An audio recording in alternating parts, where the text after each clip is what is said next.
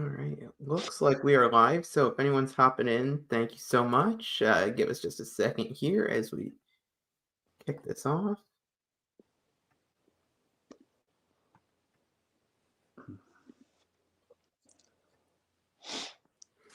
All right. I can see we are live. So we'll give people just a second to hop on here. Thanks so much to everyone. I see we've already got some people on here. So thanks for hopping on. I'm just gonna do my part and share this link, letting everyone know we are live. Alex, how you doing? I'm good. How are you? Good, good. How you know people are in here? Yeah, there's a little thing in the corner that I see on my side showing me we've got some live viewers. So, Oh, and if you keep the comments up, we could see what's coming in. Be nice, everyone. But no, Alex, thanks so much for hopping on. I know we've done one of these live in person when we did it over at the Red Fox at the end of last year. So this marks our second one of these we're doing live, and figured we'd give it a try, knowing that yes. UConn fans are anxiously awaiting you guys getting back on the court while you guys get a much needed break. Yes, definitely. Definitely. All right, so we see we get some comments in there. Hey everyone, thanks so much for joining us. So Alex, let's start. How's the holiday break for you? It was good. It went by really fast, I would say. Definitely super fast break. But other than that, it was good. Good to see family, friends, just be home for a couple of days. It was super refreshing. No complaints. It was good. Yeah, you get to just do anything cool at home or just hang with the family. Yeah, I'd say hang with the family for majority of the part. Then one with friends, had a little pickleball tournament with them, so it was fun. Oh, nice. Are you a good pickleball player? I'd say so. My teammate wouldn't, but I'd say so. Does anyone else on the team play pickleball? Oof, I don't think so. All right, all right. Well, maybe some off-season fun there, right? Yeah, exactly. So I know when we talked toward the either the episode, the last one we did, or the one before that, we talked. Did you get that scooter at all you were hoping for? My mom and dad saw the episode, and they reached out to the coaches to ask if I'm allowed to have a scooter, and then Coach Hurley gave the final approval. So now I got a scooter with me on campus. Look at that! The power of the podcast here. I mean, Oh, it's nice. They did it the right way. They made sure they got permission. Now you can scoot around campus everywhere. yeah, exactly. So credit the podcast, credit the coaches. So Did, yeah. did I also see through the NIL might have had something with a few more wheels coming your way?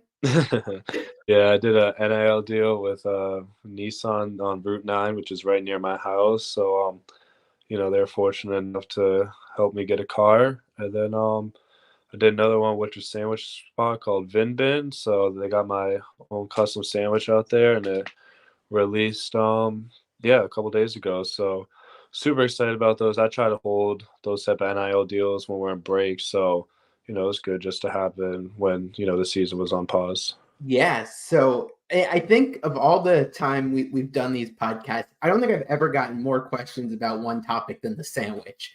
So we got to talk about that before we dive into basketball stuff, because it seems like people might even care about that a little bit more. So I wrote it down here so I make sure I don't leave any ingredients out, because everyone was asking what went into this sandwich. So I saw got some nice steakhouse marinated grilled chicken, some chipotle mayo, some ranch, bacon, mozz, crispy romaine, and ciabatta. How'd you go about putting that sandwich together? Yeah, I was always big into Chipotle sauces, whether it's Chipotle ranch, Chipotle mayo, any of that. So when they said Chipotle mayo, that was the first thing I had to put on it. And then chicken bacon ranch has always been one of my favorite sandwiches. So throw that in there, throw a little spicy factor with the Chipotle mayo. I felt like that was perfect. Two proteins, two sauces. And then mozzarella, I've always thought is a very underrated cheese for me. Not enough people have it. So Yeah. fresh slap of mozzarella cheese on it makes it so much better than some lettuce to have it on the healthier side too. So it's pressed, it's warm, it's such a good sandwich. I love it. I think there's going to be a pilgrimage of people from Connecticut heading up your way to Mass there to try this sandwich, because I think everyone wants to get their hands on it. Yes, please do, it's worth it. So I got one more Christmas holiday thing I've got to get to before we jump into any basketball stuff. And that was what I saw on social heading into the St. John's game, I think it was, when I saw Coach Hurley dressed up as Santa Claus in Kamani there as the Grinch. Take me through what that was all about. Yeah, they told us we had like a little Christmas party that Mrs. Hurley helped arrange and get the team together, get the holiday spirits going. We were chilling in the lobby of Worth and eating food, and then we see Santa and the Grinch walk down the stairs together, and it was funny. It was definitely funny. We were all laughing, and they were giving us their punchlines as Coach being Santa, then Coach Kamani being the Grinch. So they're trying to impersonate those roles perfectly, and yeah, it's a lot of fun. We got a lot of laughs in, and then it was just a good time.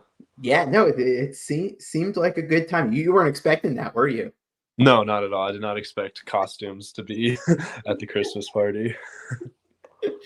Oh, well, you gotta have a little bit of fun this time of year, right? Yeah, exactly. Got to. All right, so we can talk a little bit of basketball and get into all of what's been going on recently since we last spoke. Big East season kicked off 1-1, tough one against Seton Hall, and the big win over St. John's. I always know it's tough to start off conference play with a loss there, and fortunately, people on Twitter have gone back. UConn seems to always struggle a little bit in these conference openers. What did you take away from that game that you applied both to St. John's and now going forward the rest of the season? Just knowing how different the Big East is, I think, we had a great we have a great resume with the non-conference schedule that we played, and I think, we may have forgotten, what the Big East really is, and we weren't ready to play, and just the physicality, just the toughness that Seton Hall brought, we just weren't ready for it, and that's just a bad job by the veteran guys, not really voicing, how physical and how, the Big East is to our teammates. So we took blame for that loss. And then you also just got to credit Seton Hall. I mean, they out-toughed us, they outplayed us and everything. So, we learned from it to St. John's, and we're going to learn from it for the future games. For those of us who haven't played in these type of games, I mean, it's pretty clear from non-conference versus Big East the change in physicality, in the way these games are played. How much of a difference is it from a player's perspective going from what you had seen in the non-conference to then going into Seton Hall and St. John's? There's a lot different. It just seems like these teams play with like life or death desperation, and not as many fouls are being called. Teams are crashing the offensive glass every possession, sending 3 or 4 dudes every time. The teams try to turn more into a grinded out game instead of, a lot smoother basketball game that you may see. It's really a grinded out game now. Yeah.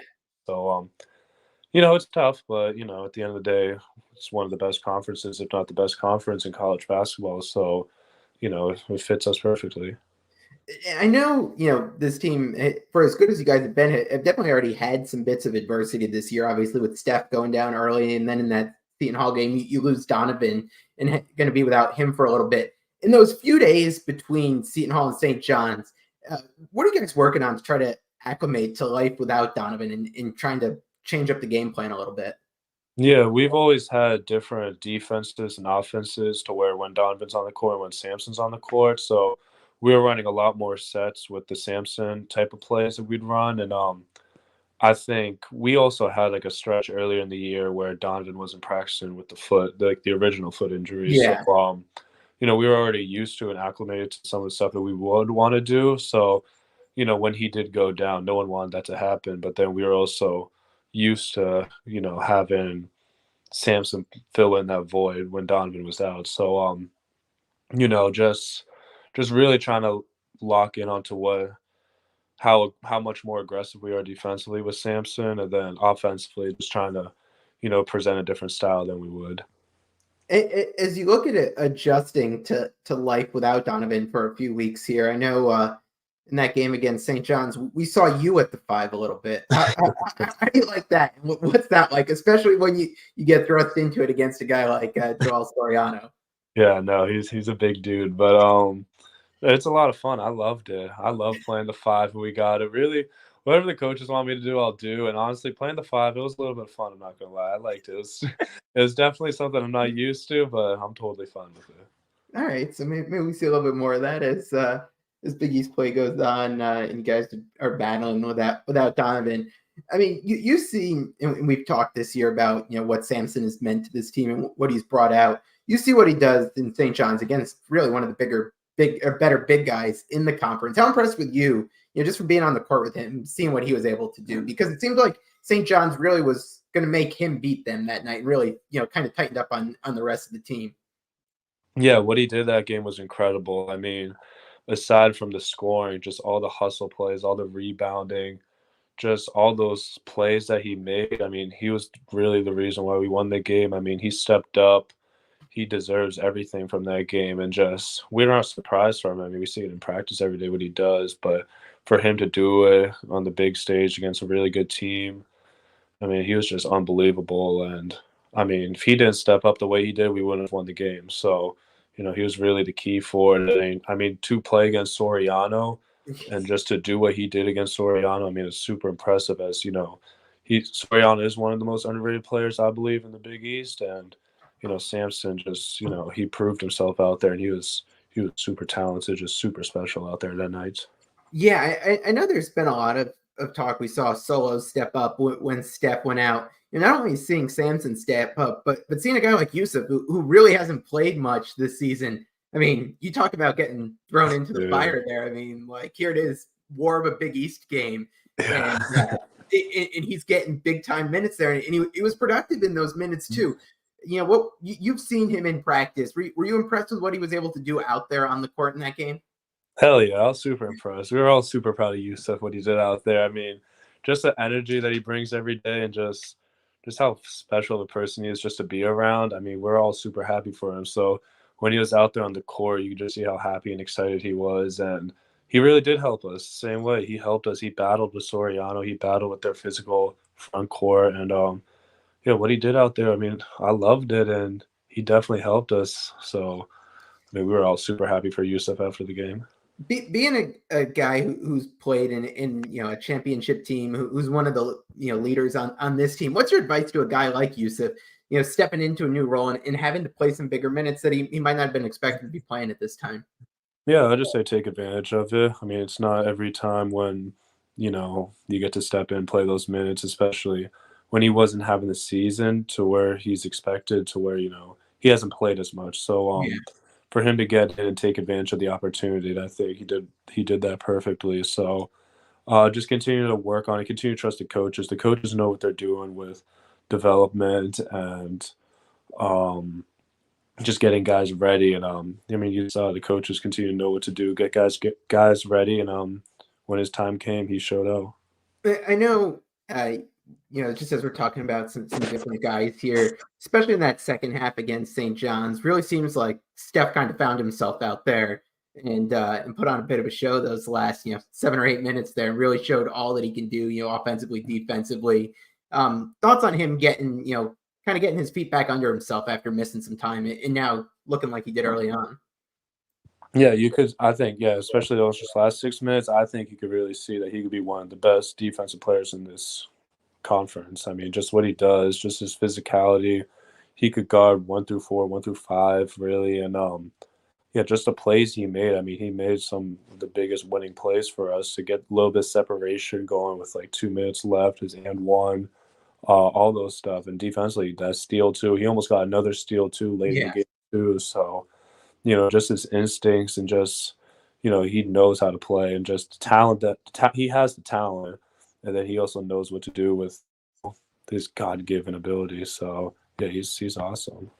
That Tristan pass to get him and then the move he made to get the and one. I saw you going up and down on the sideline on that one, waiting to stick in. No, I was so happy for that. I mean, that was kind of, the play to get the run going. Tristan always makes those passes, and then Steph with the big time finish. I mean, definitely got XL jumping. Yeah. So take me through a little bit that St. John's game. Coming after the loss to Seton Hall, get off to a good start. Things start to struggle a little bit, slow down a little bit. You're down 6 at half. What's the locker room like at halftime as you're kind of getting ready and trying to figure things back out? Just knowing that we could play a lot better. We're not thinking about the past at all. We weren't thinking about seeing Hall out during that game, and we just knew how much better we could have played and just to really show out there. And it's always a game of runs with us. We always know we got to stay together, stay confident, and I think we did that perfectly. And just how we started the first half and the second half, I mean, it was critical for us, and it definitely got us going with more momentum in the second half.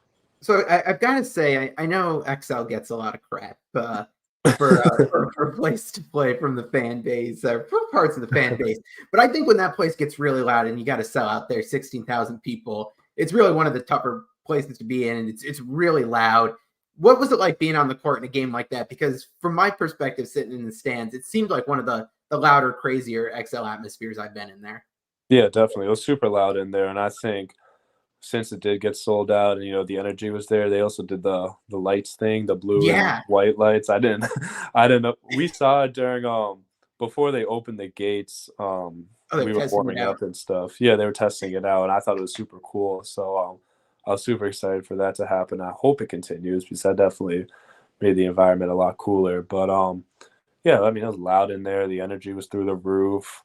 Late game, so it was a lot of fun. When XL is sold out, it's one of the best places to play in. So, we just got to continue to make that happen. Yeah, first when the lights went down, I'm like, are the lights going out here? What's going on? And then I saw them flash. I'm like, this is pretty cool. That's one of the nice things they've added there. Really cool bit of game day atmosphere there. As you had this game against St. John's primetime Saturday night, I've got to say it was cool for me as a fan to kind of to geek out at seeing Gus Johnson in the crowd. Do you get any time with Gus Johnson at all? I didn't talk to him, but he was there to shoot around. He was calling us the champs and stuff. So yeah, he's a cool person. He does a pretty good job letting a Karaban roll off. From your own game, as you wind down 2023 here, I know you personally have had some ups and downs, the finger, things like that. How are you feeling about your game at this point heading into the new year and getting ready for this second half of the season? I'm feeling good.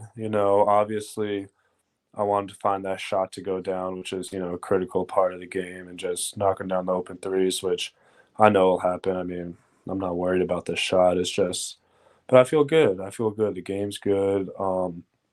Offensively, just continue to be more aggressive, and defensively, just continue to get better every day. So just continuously getting better in practice, continuously getting better outside of practice, and just making the most of the season because I know we can do big things. As you look towards 2024, I know it's always goal-setting time. Personally, what's a goal you've got for yourself heading into the new year, and then from a team perspective? Team perspective, of course, going back to back. I think that's something we've talked about all the time. I guess a little bit of both 2023, 2024 goals. So half and half makes a year.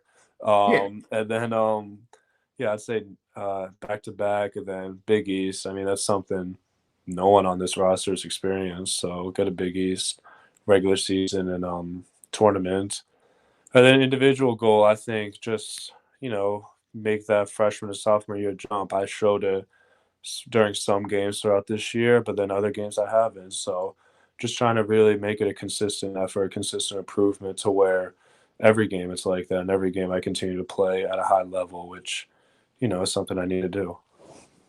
I've got a couple more here, and then I've seen some come through in the chat that we can hit on. So if anyone's interacting with us, watching, you got questions. Now I see the chat. Oh my goodness. Yeah, so I'll get through some of these, and we can throw some of those your way. But I'm going to take out the title here because that's like way too easy of an answer. But what's the highlight from your 2023 outside of the championship? Like you can't say that. Outside of the championship or the celebrations? Yeah. Oh my goodness. Oh, I'm trying to think of something outside of basketball now because that's clearly the basketball one. Yeah, that's tough. Just because my entire, I'd say the Europe trip. I'd say that. Okay. That was my first time out the country, so really seeing all the cultures and all that stuff. It was a lot. It was a lot of fun. Just spending time kind of on like a mini vacation with the team. It was a lot of fun just to be out there with them. So, no, that sounded like a good time here. All right, let's see what we've got through. All right, this is a controversial topic. We'll get your weighing in on the black jerseys. Do you like them? I personally, all right. I know. I like them. All right. I like the design. I don't know why I like them, but I understand there's a lot of hatred towards them from UConn fans, and like I don't know. I seen a little graphic on Twitter of like all the Big East teams with like the UConn jerseys and stuff, and our records with them, and we were above 500 with the black jerseys, barely, but I like them personally. I don't know. I like them. They're unique. They got the Huskies across. I like it when it says the Huskies across, but Okay. I understand also why people don't like them. So I'm gonna say I like them. I know the favorites of everyone are the throwback ones you guys wore against St. John's. You a fan of those ones too? Oh, that one, the Connecticut ones. Yeah, Those yeah. are the best jerseys by far. By All right. far the best jerseys. Why is the black one a hate? I don't know why people say that. I Why think everyone's convinced they're cursed. they're cursed? Yeah, I don't know. Oh. It's a superstitious group over here. Uh, Yeah, Connecticut ones are the best. The white ones that we wore against St. John's and the tournament, those are the best jerseys. uh, oh, and because black's not one of the UConn colors, the blue, red, white, that type of stuff. Oh, So that's I guess so. that's in the comments there. So give a little bit more background there. So someone wants you to tell Donovan to sit down on the bench a little bit during these games, but I gotta say, if he's not on the court, I love seeing him on the bench. I mean, it seems like he's having a blast out there. Are you able to pick up on him having some fun there? Well, yeah, he loves it. I mean, him and Drew leading with the celebrations, and then I'd seen one of him pointing to a ring or something. I don't know why he did that. I don't know what the context was, but yeah, I mean, he's hilarious. And then just someone at his size doing all those trying to jump and those antics that he does in celebration. I mean, it's hilarious. I love it too. As the foot's resting up, are you put in charge of like more duties in the room you guys share? Like you gotta do more of the cleaning and stuff like that? Yeah, I'll definitely do all of that. And then whatever he needs now I'll go and get. The car is helpful now on campus. So whatever, drinks, food, whatever, I'll get it. But he's also the type of person that, always has to be on the move. So I doubt my help will help him.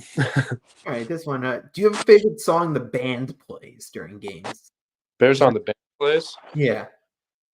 I would say the theme song, the UConn theme song, whatever that. I don't know what it's called. I'm just gonna Yeah, call it. fight song. Yeah, yeah. Yeah, I'd say that. But honestly, we're so focused and layup lines and stuff. I don't know why I don't hear any of the songs, but I'd say the Really? theme song. Yeah, I don't hear anything that the band plays. No offense to them, but I'd say the theme song. It's probably a good sign that you're in the zone like that. What minute chaos. How did exams go for you as we get ready for another semester here? They were amazing. Exams were good. Finished with A's in classes. Computer science got an A in it. There we go. Um, but yeah, it was good. I think having taken 2 exams in Seattle and to pass my classes, I'll take that. Yeah. I'll pass it. You have anything good on the class schedule for this semester coming up? I'm gonna be honest, I have no idea. I have to text. I have no idea what's on my schedule yet.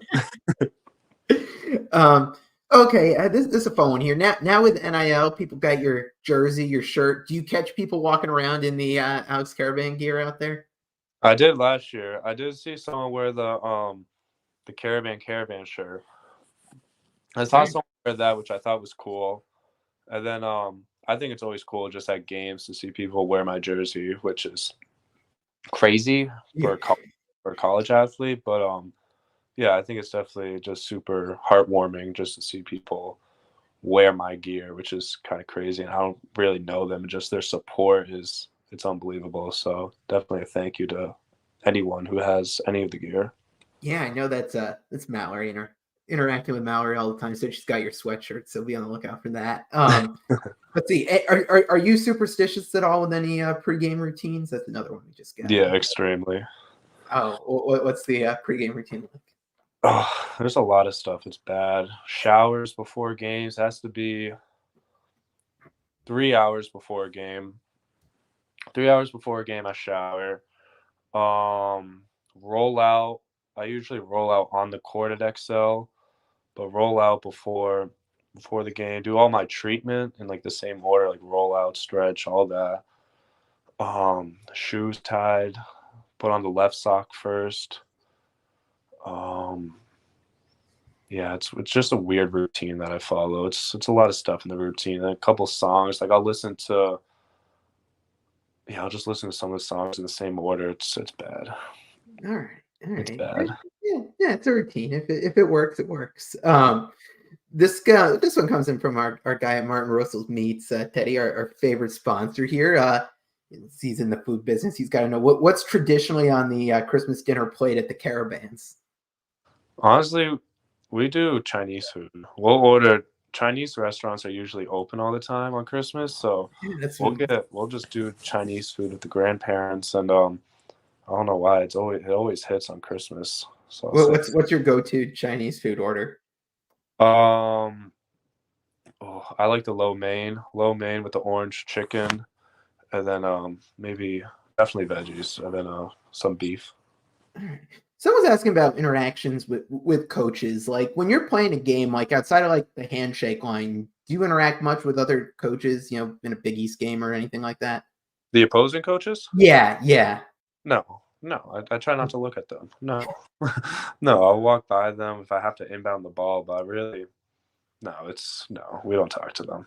All right, I like it. There you go.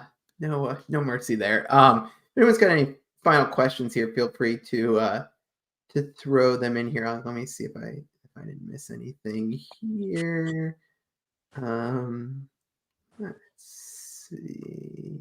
Everyone loves a throwback, so The white one? everyone loves a throwback. So we're on the same page there, as those are the best ones out there.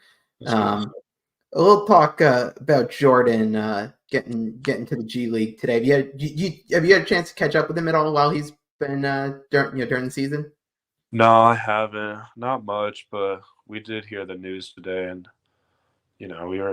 at least I was shocked that Yeah. that happened. So I mean, when he had this opportunity, I mean, he made the most of it, and just what he did out there, having 30 points against the defended NBA champs, and then just killing it, just taking advantage. I mean, it's tough in the NBA, so at least I was surprised, and we all know, everyone at UConn knows that he'll get back, and he'll work harder, and when he gets the opportunity again, he won't mess it up. They'll make sure he plays. Yeah. Did you get a chance to catch Andre at all on Christmas playing at MSG? I did. I watched that game. It was weird watching him play just on Christmas Day, just watching him play against the Knicks. It was weird, Yeah. but at the same time, super happy for him. I mean, just to see someone like Dre just out there, I mean, everyone loves him, and we're all super proud of him. Yeah, no, it's awesome. Do you like dumplings? That's another one that came in here. Interesting. Do I like dumplings? But coming off the Chinese food talk, I'm guessing I want to know that. I love dumplings. They're good. Right, there we go. There we go, Wes. Your son can be happy now. That's an interesting one. What's a place on the road that you'd like to play that you haven't been to yet? Is there a building you'd want to go to? Yeah, I'd say Duke. Okay. Cameron Crazies. I mean, you see their students camp out all the time, so I'd say playing at Duke would be a lot of fun. I'd say that. After experiencing an environment like Kansas, I think it'd be cool just to see what it's like at Duke, and just compare to all the other arenas. What's this week like been? You had a break for a little bit, now getting back into things. What's the week like? Is it just full on getting back into practice, easing back into things a little bit? Easing back into things? No, we're back at it hard. But I'd say now, since we're on break in the mornings, we do like 3 different groups. So you're separated into 3 groups, and you'll lift. After you lift, you do you'll have like a little individualized workout on the court. So while that group's working out on the court, the next group's lifting, and then they do their court workout. So this all happens before practice, and then you'll get a workout in and you get a lift in before practice, and then after we'll have practice for about 2.5, 3 hours, and then we'll watch film. So we'll watch film on either a pass game or we'll watch film on for this case DePaul. So Yeah. yeah, so it's definitely a lot of work. Days are so busy, but that's just what makes us so unique. So I could probably just wrap with this one. Are you as ready to get back out on the court as everyone here watching is ready to see you guys back out on the court playing games? Yeah, I think the break was helpful just to get the mind reset and the bodies refreshed, which I think definitely helped me at least. But yeah, super excited. I think I've been missing the games, missing just missing the games. I know there's a couple Big East teams playing soon, so it'll be nice to watch them. But Yeah. us being out there on the court, I think we're all just dying to play another game. All right. Well, Alex, I really appreciate you taking some time. This was fun. We put this together pretty last minute to go live with this one. Fun to get all the interaction from everyone. So thanks so much for hopping in there. If anyone missed part of this is on YouTube. We'll have it on the podcast player so you can check it out in full detail. But Alex, thanks so much. Appreciate it. Thank you for having me. Thank you for the support. Thank you everybody who joined. It's a lot of fun. I definitely loved this live stream. Yeah, this is fun. Yeah. Make sure everyone's out there January 2nd against DePaul back on the January 2nd, every home game. Yeah, every home game. I don't care. XL Gamble. Make sure it's sold out, please. Yeah. Please. All right. Thanks, everyone. Thank you.